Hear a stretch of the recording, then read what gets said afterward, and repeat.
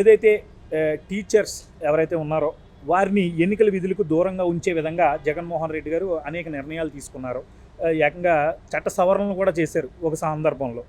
అయితే గ్రామ వార్డు సచివాలయ ఉద్యోగులు ఎవరైతే జగన్మోహన్ రెడ్డి గారు వచ్చిన తర్వాత వారిని ప్రభుత్వంలోకి తీసుకుని పర్మనెంట్ చేసి వాళ్ళకి బెనిఫిట్ చేసి రేపొద్దున వీళ్ళని కనుక పెట్టుకుంటే తనకు అనుకూలమైనటువంటి వాతావరణం ఉంటుంది, సో ఈజీగా మనం ఎన్నికలు నిర్వహించవచ్చు, పోలీసు వారు కూడా మన వల్లే ఉన్నారు అని ఒక అభిప్రాయంలో ఏదైతే జగన్మోహన్ రెడ్డి గారు ఉన్నారో ఇప్పుడు దాన్ని బ్రేక్ చేసే విధంగా కేంద్ర ఎన్నికల సంఘం చాలా స్పష్టమైన నిర్ణయం ఒకటి తీసుకోబోతుంది. టీచింగ్ నాన్ టీచింగ్ స్టాఫ్ని వివరాలు అడగడం, వాళ్ళని ఎంతమంది ఉన్నారో, గతంలో ఎవరు పనిచేశారు, ఇవన్నీ తీసుకుని వాళ్ళకే మళ్ళీ ఈ యొక్క నిర్వహణ, విధి నిర్వహణ మొత్తం అప్పచెప్పే బాధ్యతలో ఈరోజు కేంద్ర ఎన్నికల సంఘం ఉన్నట్టుగా సుస్పష్టంగా సమాచారం అందుతుంది. సో ఎలా చూడాలి? ఇప్పుడు జగన్మోహన్ రెడ్డి గారి కన్న కళ్ళు ఈరోజు అడియాసలు అయిపోతున్నాయి.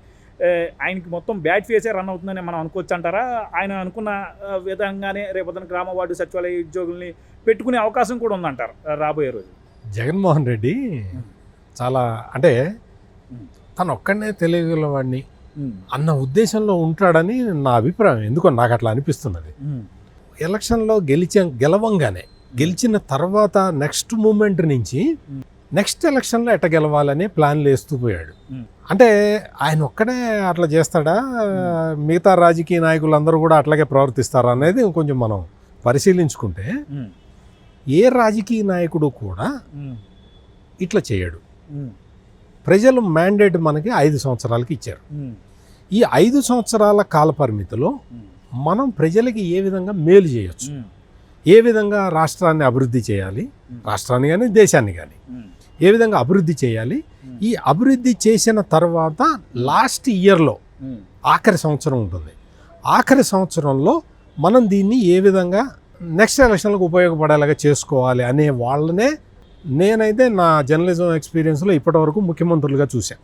ఒక జగన్మోహన్ రెడ్డినే గెలిచిన నెక్స్ట్ డే నుంచే ఆ నెక్స్ట్ ఎలక్షన్ల గురించి ఆలోచించే మనిషిని చూశాను నేను. ఈయన ఏం చేశాడు అంటే మొత్తం ఈ వాలంటీర్ల వ్యవస్థ, గ్రామ సచివాలయ వ్యవస్థ ఇవి తీసుకొచ్చేసి ఈ 2 వ్యవస్థలతోటి మనం గేమ్ నడిపిద్దామని ఆయన ప్లాన్ చేసుకున్నాడు.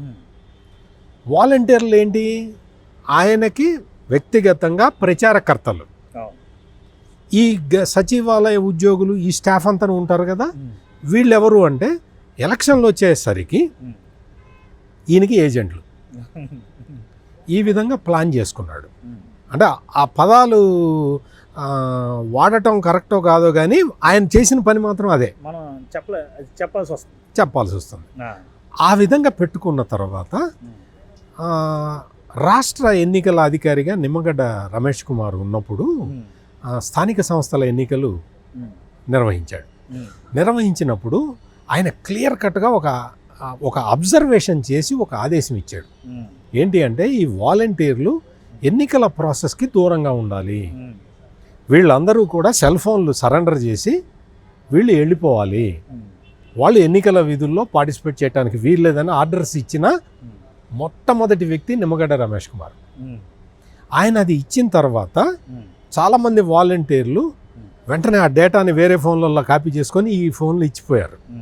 అంటే ఓటర్ల జాబితా అంతా అందులో ఉంది.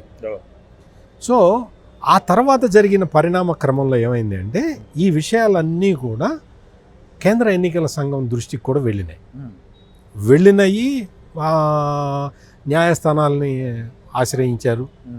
ఈ విధమైన వ్యవస్థ ఉండడానికి వీల్లేదు అని చెప్తే కేంద్ర ఎన్నికల సంఘం కొన్ని గైడ్లైన్స్ ఇచ్చింది. ఆ గైడ్లైన్స్ని బట్టి వాలంటీర్లని ఎన్నికల ప్రక్రియకి దూరంగా పెట్టాలి అనే గైడ్లైన్ కూడా వచ్చింది. వచ్చిన తర్వాత కొంతవరకు ఇది ఉంటే చాలామంది ఏంటి అంటే ఈ గ్రామ సచివాలయ ఉద్యోగులు ఉన్నారు కదా, వీళ్ళని ఈ విధంగా వాడతాడని ఎవరు ఎక్స్పెక్ట్ చేయలే.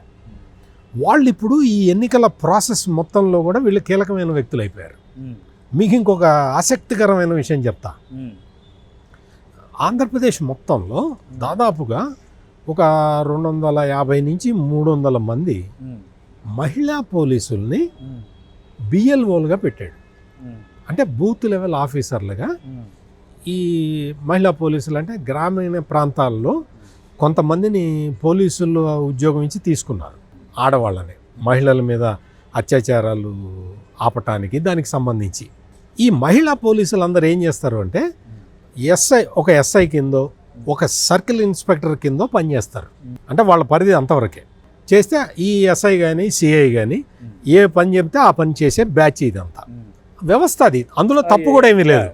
కానీ జగన్మోహన్ రెడ్డి ఏం చేశాడంటే ఈ బిఎల్ఓలు అంటే బూత్ లెవెల్ ఆఫీసర్ అనే ఒక పోస్టు ఎన్నికల సమయంలో చాలా కీలకమైనది.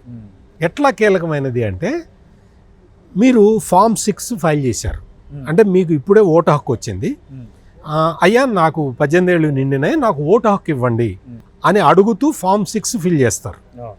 లేదు అయ్యా బలానా ఇంట్లో ఉండట్లేదు, ఆయన ట్రాన్స్ఫర్ అయిపోయాడు, లేదు దురదృష్టవశాత్తు చనిపోయాడు, ఆయన ఓటు తీసేయండి అని ఒక బాధ్యత గల పౌరుడిగా ఎవరైనా దాఖలు చేసేది ఫామ్ 7 అంటే ఫామ్ 6 ఫామ్ 7. ఈ ఫామ్ 6 ఫామ్ 7ని ఎవరన్నా ఫైల్ చేసినప్పుడు ఈ బిఎల్ఓ వెళ్ళి ఆ ఇంటికి వెళ్ళి అక్కడ వెరిఫై చేసి బలానా వ్యక్తి ఉన్నాడా లేదా, ఉంటే చేర్చాలి. ఫామ్ 7 అయితే ఈ బలానా వ్యక్తి లేడు అని నిర్ధారించుకున్న తర్వాత ఆ వ్యక్తికి ఒక నోటీస్ పంపించాలి, మీరు మీ ఓటు తీసేయమని వచ్చింది, మీ అబ్జెక్షన్ ఏమైనా ఉందా అని. ఈ ప్రాసెస్ అంతా జరగాలి. ఈ ప్రాసెస్ అంతా చేసేది అంతకుముందు ఈ టీచర్లు, పంచాయతీరాజ్ ఉద్యోగులు, రెవెన్యూ స్టాఫ్, మున్సిపల్ స్టాఫ్ వీళ్ళు చేసేవాళ్ళు. జగన్మోహన్ రెడ్డి ఏం చేశాడంటే ఈ మహిళా పోలీసులను పెట్టాడు. దాదాపుగా 250 నుంచి 300 మంది మహిళా పోలీసులు బిఎల్ఓలుగా వచ్చారు. వాళ్ళు ఏం చేయరు, వాళ్ళ బాస్ ఎస్ఐ కదా, ఎస్ఐ ఏం చెప్తే అది చేస్తారు. వైసీపీ వాడు ఎమ్మెల్యే చెబితే కదా ఈ ఎస్ఐకి పోస్టింగ్ వచ్చింది. అందుకని ఆ విధంగా మొత్తం ఈ ఎన్నికలలో జరిగిన ఓటర్ల చేర్పు తీసివేతలో జరిగిన ఘోరాలన్నిటికీ ఇటువంటివి కారణం. అది ఇటీవల కాలంలో చంద్రబాబు నాయుడు గారు, పవన్ కళ్యాణ్ గారు కూడా చీఫ్ ఎలక్షన్ కమిషన్ విజయవాడ వచ్చినప్పుడు కూడా ఇదే ప్రస్తావన చేయడం జరిగింది. పారామిలిటరీ బలగాలతో ఈ యొక్క ఎన్నికలు నిర్వహించాలని కూడా వాళ్ళు ఒక ప్రపోజల్ పెట్టడం కూడా మనం చూసాం. అయితే వైసీపీ సైడ్ నుంచి కూడా వేరే రాష్ట్రంలో ఓట్లు వేసి మళ్ళీ ఇక్కడికి వచ్చి ఓట్లు వేయడానికి సిద్ధంగా ఉన్నారని చెప్పి వాళ్ళు ఒక పాయింట్ని వాళ్ళ సైడ్ నుంచి అనుకూలంగా తీసుకురావడం జరిగింది. ఏదేమైనప్పటికీ దొంగ ఓట్లు ఏకంగా 40 లక్షల ఓట్లు పెరిగినాయి ఈ 5 సంవత్సరాల్లో. అంటే అది నమ్మశక్యంగా ఉందంటారా ఏంటి? ఓవరాల్గా మీ వ్యూ ఏంటి దీని మీద? ఇదే ఈ వ్యవస్థలన్నింటినీ మేనేజ్ చేసుకొని టీచర్లని ఎన్నికల బాధ్యతల నుంచి తీసేసి, ఎన్నికలంటే మీరు టీచర్ అంటే అతనికి ఒక సామాజిక బాధ్యత ఉంటుంది, సోషల్ రెస్పాన్సిబిలిటీ. నేను టీచర్ని, నేను న్యాయంగా ఉండాలి, ధర్మంగా ఉండాలి అన్న ఒక కాన్సెప్ట్ టీచర్కి ఉంటుంది.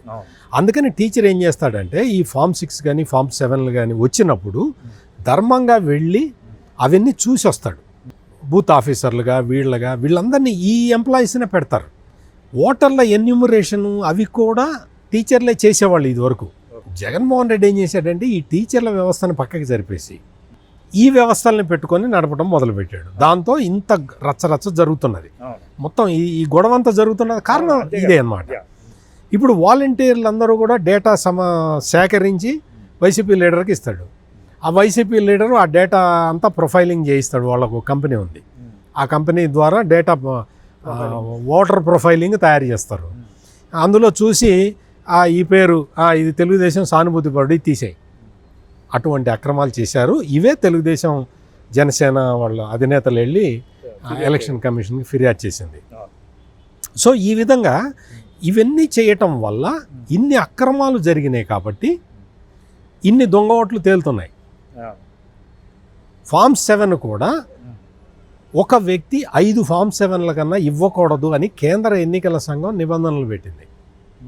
కానీ వైసీపీ లీడర్ ఒక్కొక్కడు 200, 300, 400 ఫామ్ 7లు ఇచ్చేసాడు. 0 డోర్ నెంబర్ మీద ఇచ్చేసారు. 0 డోర్. ఈ విధమైన అవకతవకలు అక్కడ జరిగినప్పటికీ అవి మొత్తం రికార్డులో వస్తూ ఉన్నాయి.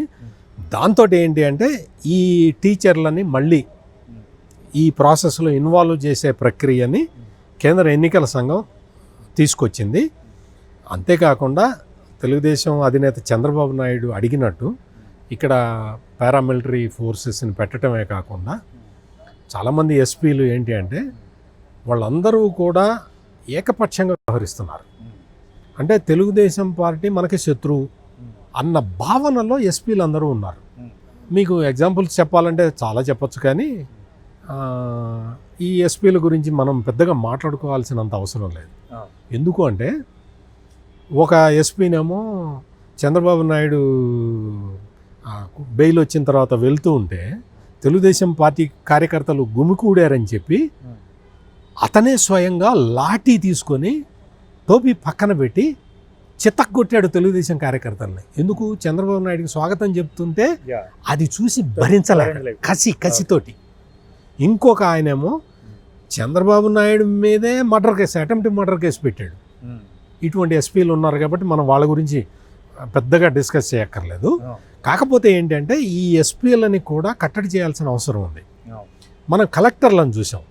కలెక్టర్లు జగనే ఈ రాష్ట్రానికి ముఖ్యమంత్రి కావాలి అని ఆడెవడో ప్రోగ్రాం పెట్టాడు, ఏదో పార్టీ వాడు. నువ్వు జిల్లా కలెక్టర్ కదా, నువ్వు చేస్తే ఎట్లా? ఈయన కూర్చోబెట్టి అందరినీ మీటింగులు పెట్టి లే జగనే ఈ రాష్ట్రానికి ముఖ్యమంత్రిగా ఉండాలని చెప్పి కలెక్టర్లు రివ్యూ చేశారు. అటువంటి కలెక్టర్లు, అటువంటి ఎస్పీలు ఉన్న ఆంధ్రప్రదేశ్లో కేంద్ర ఎన్నికల సంఘం చాలా సీరియస్ చర్యలు తీసుకోవాలి. ఇప్పటి వరకు ఆ సీరియస్నెస్ కనపడలేదు. అంటే కొంతమందిని సస్పెండ్ చేయడం, కొంతమందిని మళ్ళీ హెడ్ క్వార్టర్స్కి అటాచ్ చేయడం, ఇటువంటివి చేశారు. ఇందాక నేను మహిళా వీళ్ళని చెప్తున్నా కదా, ఈ మహిళా పోలీసుల్ని వాడిన వాళ్ళు ఎవరు అంటే ఇద్దరు ఎస్ఐలు, ఇద్దరు సిఐలు. ఆ నలుగురిని సస్పెండ్ చేశారు, అటాచ్ చేశారు, డీజీపీ ఆఫీస్కి అటాచ్ చేశారు. నా ఉద్దేశం ప్రకారం ఏంటి అంటే వాళ్ళని అటాచ్ చేయటం కాదు, వాళ్ళని సస్పెండ్ చేసి వాళ్ళ మీద క్రిమినల్ కేసులు పెట్టాలి. ఆ పని చేసే ప్రొవిజన్ చట్టంలో ఉన్నా కానీ కేంద్ర ఎన్నికల సంఘం చేయటం లేదు. అంటే వార్నింగ్ కూడా ఇచ్చినట్టు ఉంది కదా ఇటీవల కాలంలో. వార్నింగ్ ఇచ్చారు కలెక్టర్లకి. వార్నింగ్ ఇవ్వటం ఏంటి?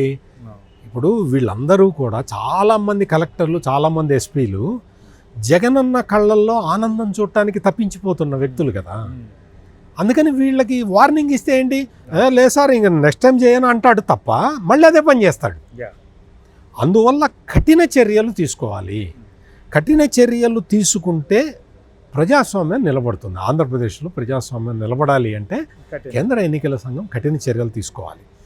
ఇప్పుడు ఈ టీచర్లని మళ్ళీ ప్రాసెస్లోకి తీసుకురావాలి అనేది ఇప్పటికే కేంద్ర ఎన్నికల సంఘం తీసుకుని ఉండాల్సింది. ఇప్పటికైనా తీసుకుంటున్నారు, సంతోషం. ఒక్కసారి ఫైనల్ ఓటర్ లిస్టు తయారైపోయిన తర్వాత ఇంకా ఎవరు వచ్చినా ఏం చేసినా కానీ అంత పెద్ద ఎఫెక్టివ్గా ఉండదు. అందుకని ఓటర్ల రివిజన్ని ఇప్పటికే ఒకసారి వాయిదా వేశారు ఆంధ్రప్రదేశ్లో. ఇంకొకసారి కూడా వాయిదా వేసి అయినా సరే ఈ బిఎల్ఓల మీద కూడా తెలుగుదేశం అధినేత చంద్రబాబు కంప్లైంట్ చేశారు. ఇటువంటి బిఎల్ఓలను కూడా తీసేసి బూత్ లెవెల్ ఆఫీసర్లను కూడా చక్కగా మంచిగా పనిచేసే వాళ్ళని పెట్టి ప్రజాస్వామ్యబద్ధంగా చేసి మళ్ళీ ఓటర్ల లిస్టు రివిజన్ దగ్గర నుంచి అన్నీ చేసుకుని ఎలక్షన్లకు పోయి పారామిలిటరీ బలగాలతోటి ఫోర్స్ ఏర్పాటు చేసి ఎలక్షన్లకు వెళ్తే తప్ప ఆంధ్రప్రదేశ్లో ఫ్రీ అండ్ ఫెయిర్ పోలింగ్ జరగడానికి ఆస్కారం లేదు.